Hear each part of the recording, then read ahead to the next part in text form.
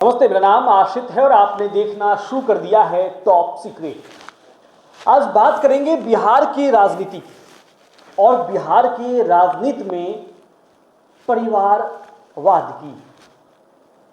क्यों करेंगे?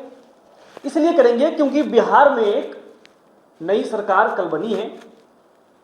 मतलब जनादेश जो है मिला है एक बार फिर से और एक नई सरकार का गठन हुआ है। चेहरे सभी पुराने हैं, मुख्यमंत्री नीतीश कुमार ही है, जाहिर सी बात है। तो बात इसलिए करेंगे क्योंकि कल जब शपथ ग्रहण हुआ तो कई नेताओं के बच्चों ने उस वक्त शपथ लिया, उस शपथ समारोह के दौरान।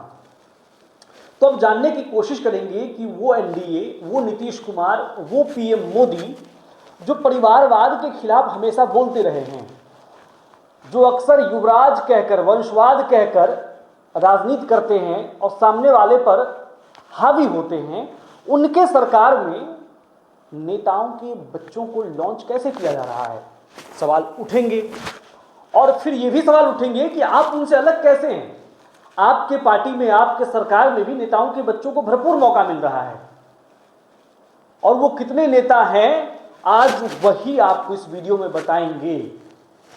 परिवारवाद की बात हो रही है, पीछे ये इन दोनों लोगों की तस्वीर लगी हुई है, पीएम मोदी की और पीएम नीतीश कुमार की। तो व्यक्तिगत तौर पर परिवारवाद से लेना इन लोगों का व्यक्तिगत, लेकिन लेना देना नहीं है व्यक्तिगत, लेकिन इनकी सरकार में, इनकी पार्टी में भरपूर मौका दिया जाता है परिवार से आए हुए बच्चों को।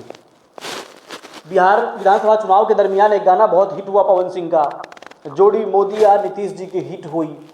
अब जोड़ी तो हिट हो गई है, और जोड़ी हिट होने के बाद नेताओं के बच्चों को कैसे सरकार में फिट किया गया है वो आपको बताएंगे।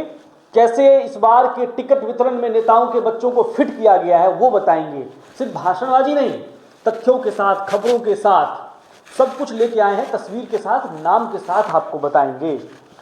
ये पीएम मोदी और नीतीश कुमार दोनों ही नेता परिवारवाद पर जमकर बोलते हैं, और व्यक्तिगत तौर पर अपने परिवार के लोगों को राजनीति में आए भी नहीं, और खुद भी किसी परिवार से नहीं है, जो बैकग्राउंड है वो भी नहीं है।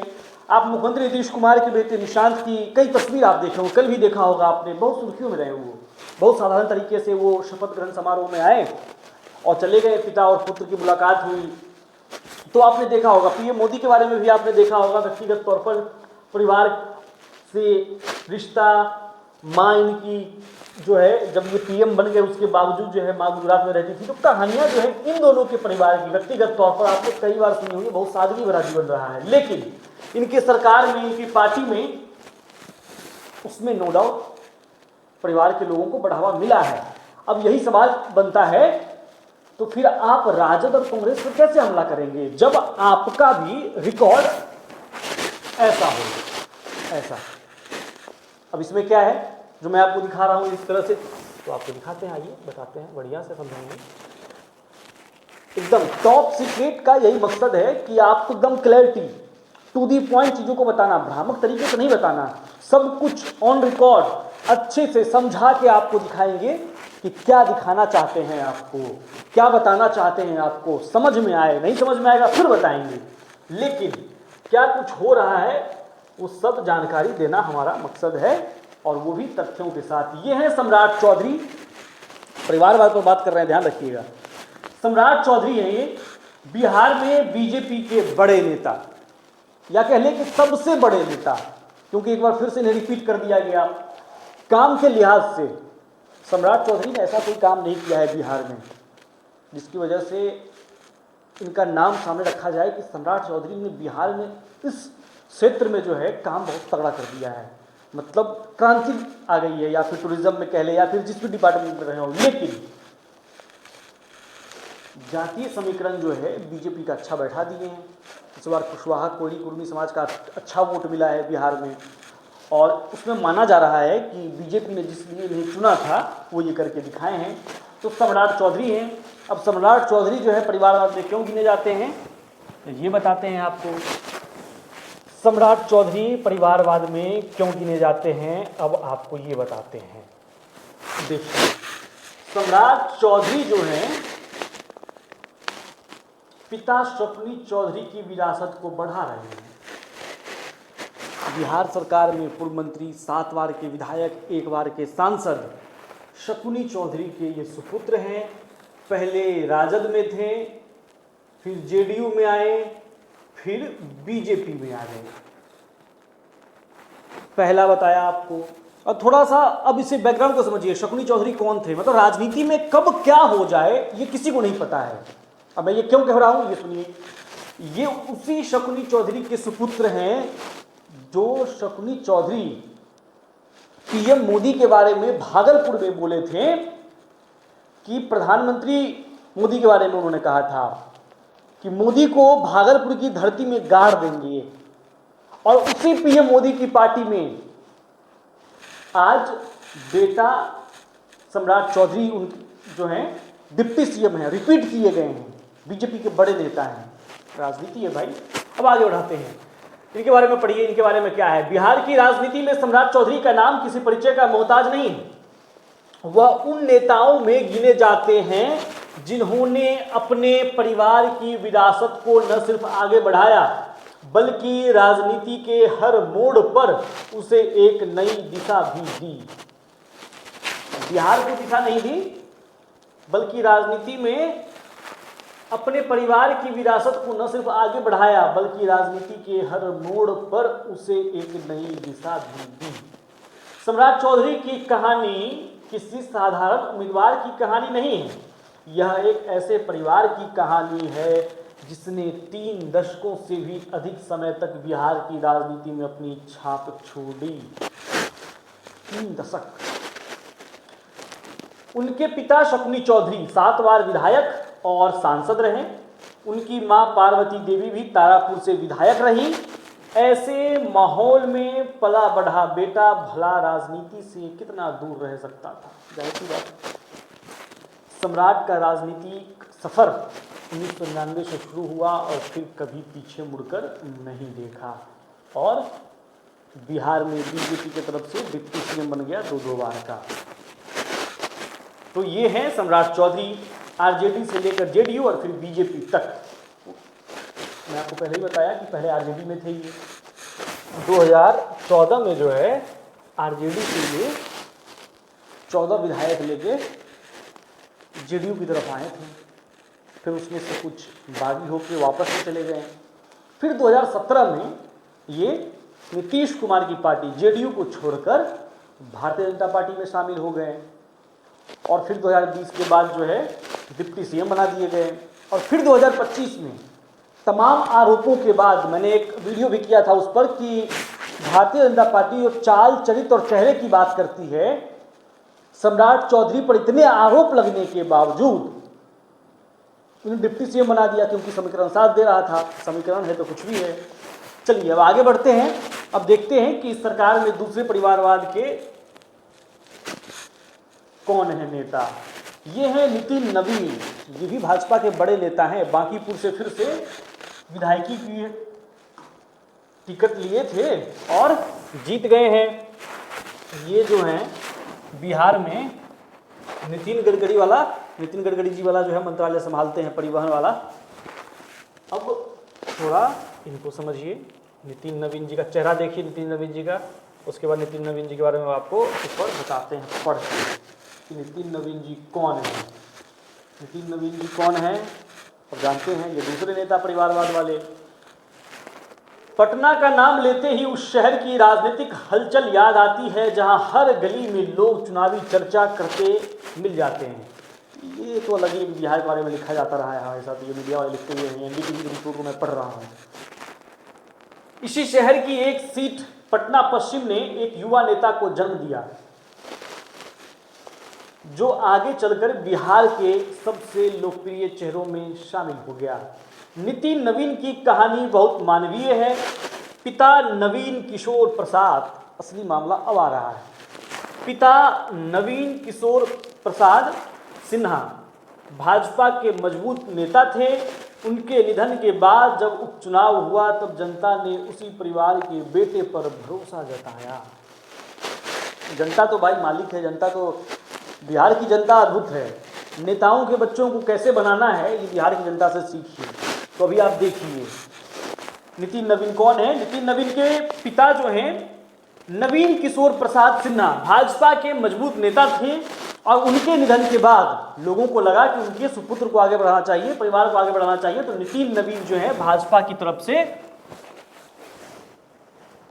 चुनाव जीते और बिहार सरकार में मंत्री का पद लगातार संभाल रहे हैं नितिन नवीन है। ये हुए दूसरे नेता भाजपा के जो परिवारवाद को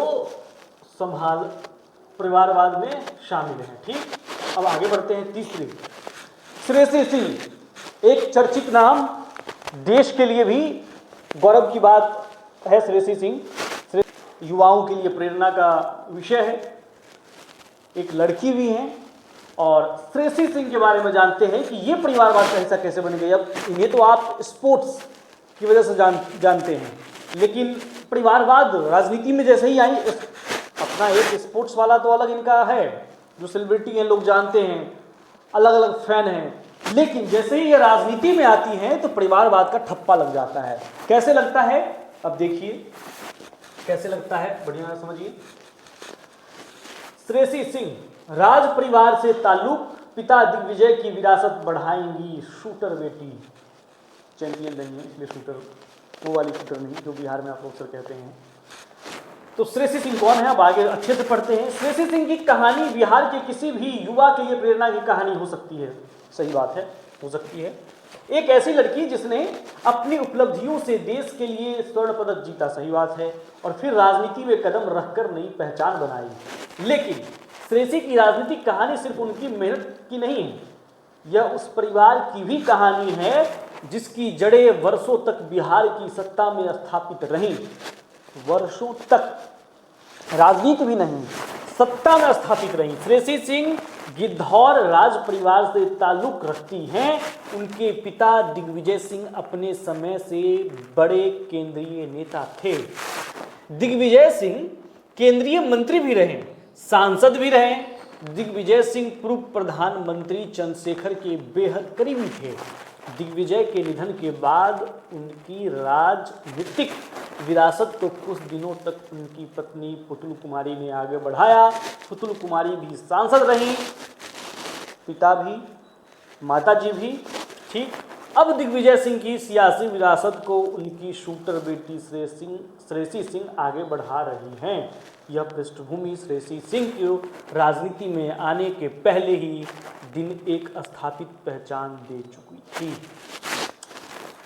जमुई जैसी मुश्किल सीट पर भाजपा ने उन्हें उम्मीदवार बनाया और जनता ने उनको भरोसा जताया। सिर्फ श्रेयसी सिंह की चमक की वजह से नहीं थी, बल्कि उनके परिवार की वजह से भी थी। तो ये थी श्रेयसी सिंह की नाम भारतीय जनता पार्टी से। अभी तक देखिए प्रधानमंत्री मोदी जो हैं परिवारवाद पर जमकर बोलते हैं, और अभी तक मैं आपको 3 लोगों का नाम बताया हूँ, तीनों भाजपा के ही लोग आए हैं। पहले सम्राट चौधरी, नितिन नवीन और श्रेयसी सिंह। श्रेयसी सिंह एक राज परिवार से आती हैं, गिद्धौर राज परिवार से। उनके पिता दिग्विजय सिंह केंद्र में मंत्री रहे, सांसद रहे, फिर माताजी सांसद रहीं, और अब श्रेयसी सिंह आगे बढ़ेंगी, क्योंकि भारतीय जनता पार्टी के पास यही एक उपाय है। क्योंकि एक जिताऊ कैंडिडेट भी चाहिए होता है ना, तो परिवार के लोगों को तो आप आगे करना ही पड़ेगा, जो लोग पहले से राजनीति में रहे हैं, भले आप कितना भी आरोप लगा लीजिए कांग्रेस और आरजेडी पर।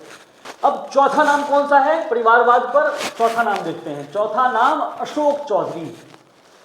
ये हैं अशोक चौधरी। इनकी भी कहानी बहुत दिलचस्प है। ये परिवारवाद से आए हुए और परिवारवाद को ये भी आगे बढ़ा रहे हैं, ये कहानी बताऊंगा आपको। जदयू के नेता हैं और इस बिहार विधानसभा चुनाव के दरमियान सम्राट चौधरी के बाद अगर कोई सबसे ज़्यादा विवाद में रहे तो ये रहे अशोक चौधरी। अशोक चौधरी पर इतने आरोप लगा दिए प्रशांत किशोर ने कि एक वक्त यह खबर आई कि मुख्यमंत्री नीतीश कुमार, मतलब उनके स्वभाव नहीं माना जाता है कि अगर किसी पर आरोप लग गया है तो वो कहते हैं कि पहले अपने आप को निर्धारित साबित करके आइए, अपना आरोप मुक्त हो जाइए पहले तो आप।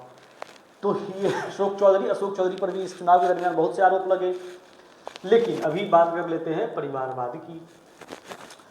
अशोक चौधरी, पिता महावीर चौधरी कांग्रेस में थे, कद्दावर नेता। मतलब शुरू करते ही आपको समझ में आ जाता है, महावीर चौधरी कांग्रेस में बड़े नेता थे। अशोक चौधरी की कहानी को आप समझते हैं। अशोक चौधरी की कहानी बिहार की राजनीति के उन पन्नों में दर्ज है जहां परिवारवाद साफ नजर आता है। लेकिन उसी के साथ व्यक्तिगत संघर्ष भी उतना ही दिखाई देता है। 20वीं सदी की शुरुआत में बरबीघा सीट से उनके पिता महावीर चौधरी विधायक रहे।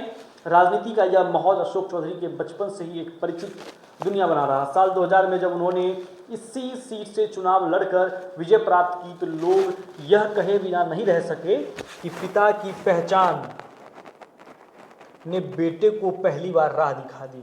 लेकिन इसके बाद उनकी यात्रा बिल्कुल अलग मोड़ लेती है। कांग्रेस के दूसरे प्रदेश अध्यक्ष बने, फिर पार्टी छोड़ी, फिर जेडीयू में आए और आज बिहार के मंत्री हैं और लगातार हैं। ये भी लिखना चाहिए था। यह कहानी भी बताती है कि परिवारवाद किसी को शुरुआत तो दे सकता है, लेकिन राजनीति में टिकना अपने दम पर ही होता है। ये अलग बात है। लेकिन ये तय है कि अशोक चौधरी भी परिवारवाद की राजनीति से हैं, महावीर चौधरी के सुपुत्र। और अशोक चौधरी जो है, जिस तरह से पिता की वजह से ये आए राजनीति में, उसी तरह से अपनी वजह से अब अपनी बेटियों को राजनीति, अपने बच्चों को भी ला रहे हैं कि जो सुपुत्री हैं अशोक चौधरी की, वो है शांभवी चौधरी। मीडिया में बहुत चर्चा में रहती हैं क्योंकि सबसे युवा सांसद हैं देश की शांभवी। और वो सबसे बड़ी बात है कि वो हमारे लोकसभा क्षेत्र समस्तीपुर से सांसद हैं शांभवी। तो शांभवी को इन्होंने अपने बलबूते पर सांसद बना दिया। अब शांभवी जो है क्षेत्र में बहुत विवादों में भी रहती हैं, मामला अलग है, बताएंगे कभी समय मिला तो आपको। लेकिन इसमें समझिए ये कि अशोक चौधरी जो है परिवारवाद से फिर से एक चौथे नेता का नाम मैं बता रहा हूँ। अब ये भी इसे आगे बढ़ा रहे हैं, अपने बच्चों को आगे बढ़ा रही हैं। शांभवी चौधरी इनकी सुपुत्री हैं। एक बार को चर्चा चली थी कि इस बार के चुनाव में 2025 के चुनाव में अगर समस्तीपुर से कोई सीट लोजपा के खाते में गई, जैसे कि एक बार चर्चा चली कि रोसड़ा का सीट जो है सो लोक जनशक्ति पार्टी रामविलास के खाते में जाएगी, तो उस सीट से इनकी छोटी बेटी जो है चुनाव लड़ सकती हैं। इनके दामाद साइम कुणाल, किशोर कुणाल के सुपुत्र, स्वर्गीय किशोर कुणाल जी के सुपुत्र इनके दामाद हैं। वो भी आरएसएस से जुड़े हुए। चर्चा थी कि वो भी चुनाव लड़ सकते हैं 2025 के चुनाव में, हो सकता है 2029 के लोकसभा में दिख जाए वो। तो अब आगे बढ़ते हैं। अशोक चौधरी का मैंने आपको बता दिया, अब आगे बढ़ते हैं। ये लोग मंत्री पद का शपथ लिए हैं। ये लोग बिहार सरकार में नए मंत्रिमंडल में जो है ये लोग शामिल होने वाले हैं। इसलिए मैं आपको दिखा रहा हूँ परिवारवाद, क्योंकि मैंने पहले ही बताया कि जो लोग मंत्रिमंडल में हैं और परिवारवाद की वजह से हैं, कितने परिवारवाद के लोग हैं, तो वो मैं आपको बता रहा हूँ। आगे बढ़ते हैं। ये है रमा निषाद। रमा निषाद कौन है? रमा निषाद बहुत चर्चा में रही थी इस बार विधानसभा चुनाव में। क्यों रही थी? रामसूरत राय जो भाजपा के नेता थे, उनका टिकट कटवा कर, या फिर कहें कि कट गया और रमा निषाद को मिला, और इसलिए भी ज़्यादा सुर्खियों में रहे क्योंकि रमा निषाद जो है, अजय निषाद, जो कि एक साल पहले ही 2024 में जब लोकसभा चुनाव हुआ तो मुजफ्फरपुर सीट से इनके पति अजय निषाद जो हैं सो भाजपा कैंडिडेट के खिलाफ चुनाव लड़ गए, क्योंकि भाजपा वालों ने टिकट नहीं दिया। पहले वो भाजपा के टिकट पर ही सांसद रह चुके हैं मुजफ्फरपुर से, लेकिन 2024 में टिकट कट गया तो वो कांग्रेस में चले गए और कांग्रेस से जाकर चुनाव लड़े बीजेपी कैंडिडेट के खिलाफ। और जब फिर से चुनाव आया 2025 का, तो फिर से वो बीजेपी में आ गए और आई से अपने पत्नी को जो है टिकट दिलवा दिए विधायकी का। और रमा निषाद उन्हीं की पत्नी हैं।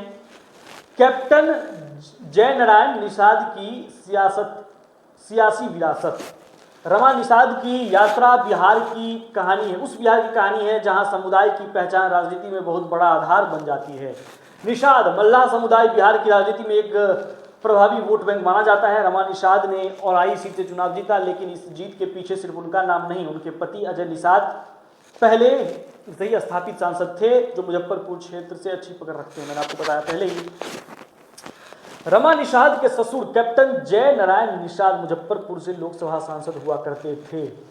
जब कैप्टन जय नारायण निषाद राजनीति से दूर हुए तो उनकी जगह उनके बेटे अजय निषाद ने ले लिया। एक नई कहानी आ गई अब इसमें, तो मुझे तो पता ही नहीं था कि अजय निषाद भी परिवारवाद से ही आए हुए हैं और भाजपा वालों ने ही आगे बढ़ाया है।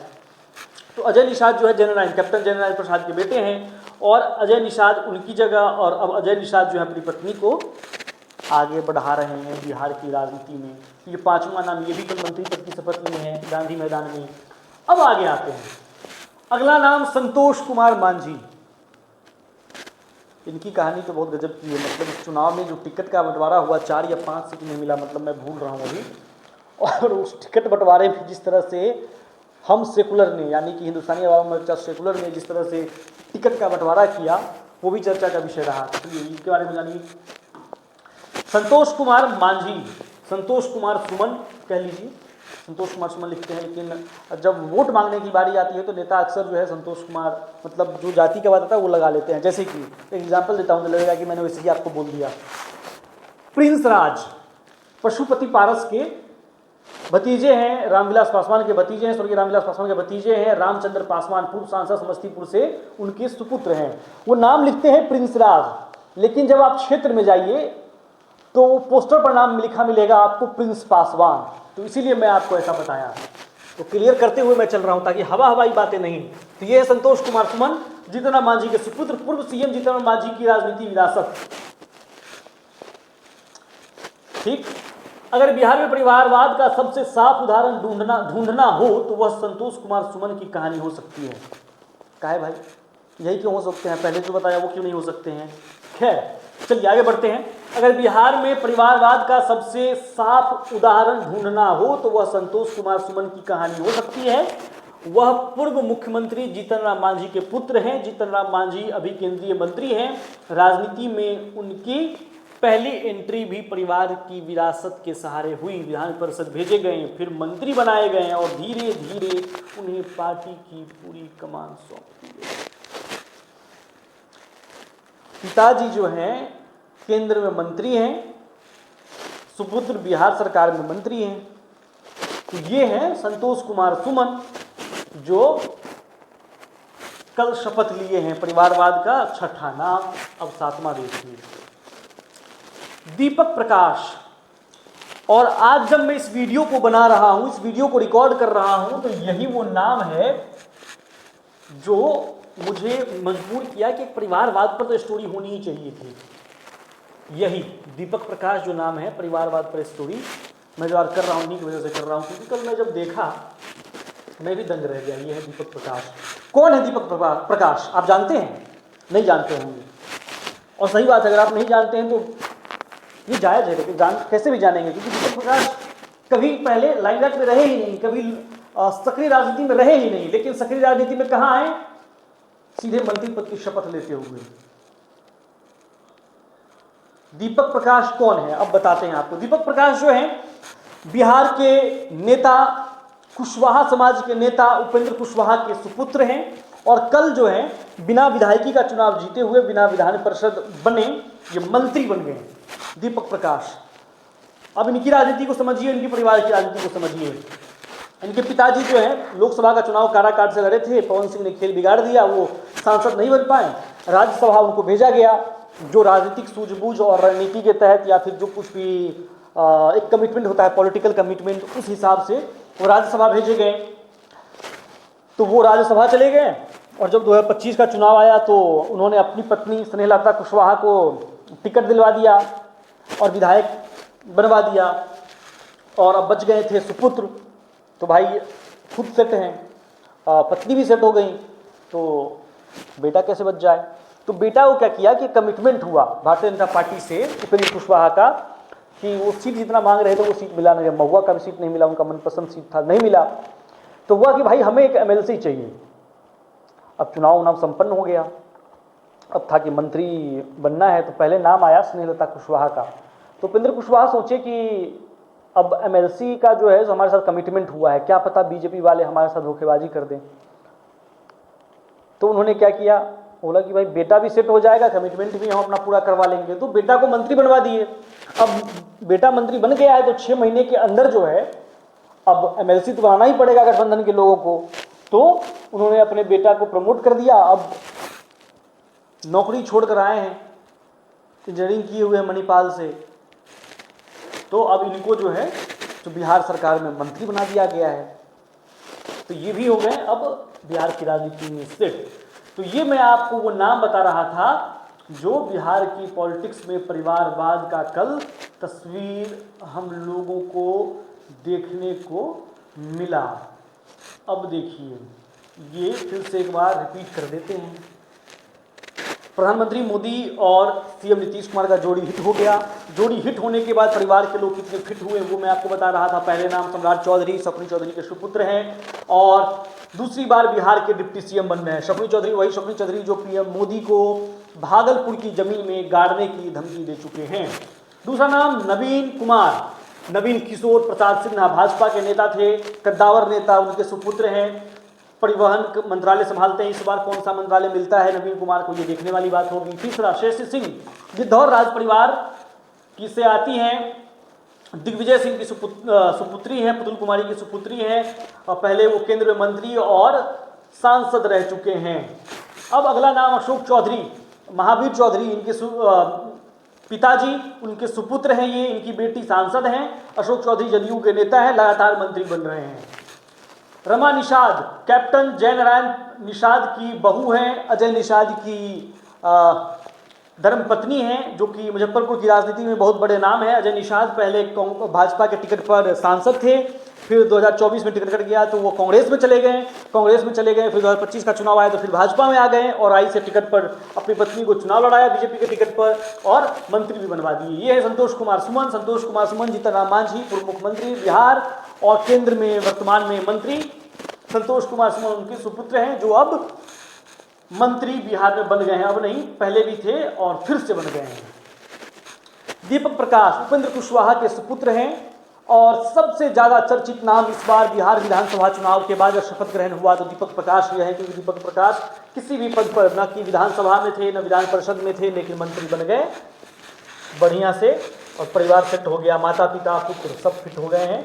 अब बची है परिवार में उनकी पत्नी सुप्रिया मिश्रा कुशवाहा, नाम शायद मेरे से गलती हो रही है तो माफ कीजिएगा, शायद अब बच गई हैं सिर्फ इनकी पत्नी, तो हो सकता है कि किसी चुनाव में वो भी अब आगे देखने को मिले। और ये आज के वीडियो में मेरा मकसद था कि परिवारवाद एनडीए में कितना है, क्योंकि अक्सर एनडीए वाले जो हैं आरजेडी और कांग्रेस पर हावी रहते हैं और जाहिर सी बात है उधर परिवारवाद है तो बोलेंगे ही, लेकिन इधर कितना है ये मैं आपको आज दिखाने की कोशिश कर रहा था। तो इधर देखिए आज मैं आपको बताया, बहुत कुछ है इस वीडियो में जो मैं आपको नहीं बताया हूँ कि इस चुनाव में कितने विधायक और कितने विधायक जो है परिवार की राजनीति की वजह से चुनकर आए हैं और किस पार्टी में, पार्टी वाइज भी मेरे पास आंकड़ा है, लेकिन ये वीडियो शायद थोड़ा लंबा हो रहा है तो अगले वीडियो में हम कोशिश करेंगे कि आपको वो समझाएं। फिलहाल इस वीडियो में इतना ही। आपको ये वीडियो कैसा लगा, बिहार में परिवारवाद की राजनीति पर क्या सोचते हैं नेपो किड्स, उस पर आप क्या सोचते हैं अपनी राय कमेंट बॉक्स में लिखिए। चैनल को सब्सक्राइब कीजिए और देखते रहिए टॉप सीक्रेट।